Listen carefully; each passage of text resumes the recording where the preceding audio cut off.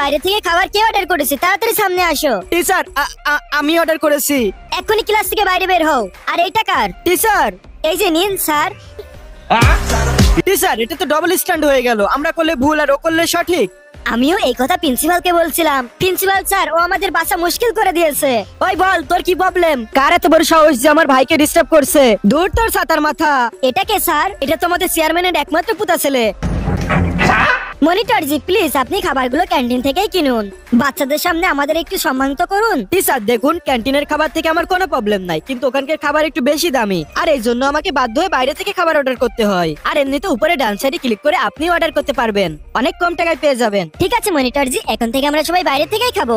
এত সমস্ত খাবার কে অর্ডার করেছে?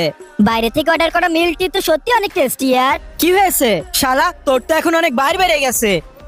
ও মা গো স্যার, এখন আমি আবার কি করে ফেললাম? আজকে রাতে তুমি আমাদের সাথে যাবে।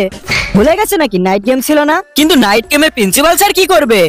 স্যার জি এই নেন আপনার গেম কার্ড, যদি কোনো প্রয়োজন লাগে তাহলে আমাকে ডাকবেন।